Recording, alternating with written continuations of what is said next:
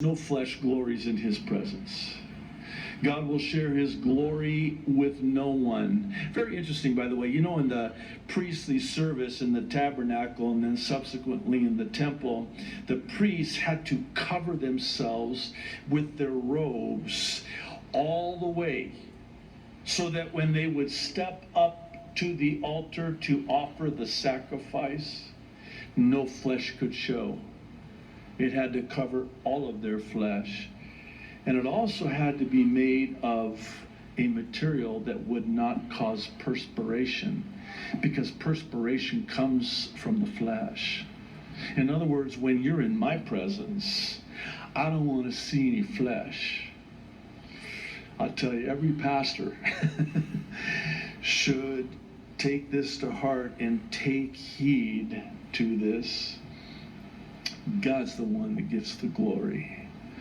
No man touches the glory. No man takes the credit. He alone is worthy of all the praise, all the glory due his name. Never try in any way in the flesh to take credit for that which God alone has done. That's what this is saying. No flesh, no flesh. Verse 13, the Lord shall go forth like a mighty man.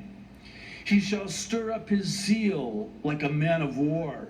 He shall cry out, yes, shout aloud. Wait a minute, that seems like the opposite of what we just read at the beginning. Well, hang in there.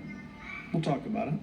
He shall cry out, yes, shout aloud. He shall prevail against his enemies. I have held my peace, verse 14, a long time. I have been still and restrained myself. Now I will cry like a woman in labor.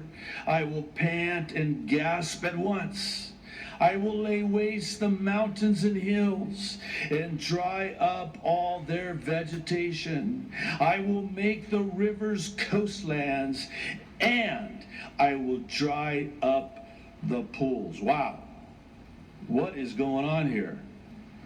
This is the polar opposite of his voice shall not be heard aloud in the streets. He's not boisterous and obnoxious, and now he's saying, I will be loud and you will hear. What gives? Well, there's a stark contrast here.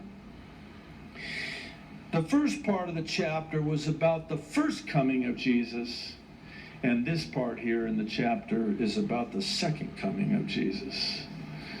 I love, and there's been many songs written about it, much in the way of commentary written about it. But when Jesus came the first time, he came as the suffering servant. But when he's coming back, he's not coming as the suffering servant. He's coming as the conquering king. Conquering king! And you know what? I can't wait. Because every knee is going to bow. And every filthy, ugly, blasphemous tongue is going to confess that Jesus Christ is Lord. I'm sorry that the vein in the middle of my... There we go. There's another one for you. Hallelujah. There you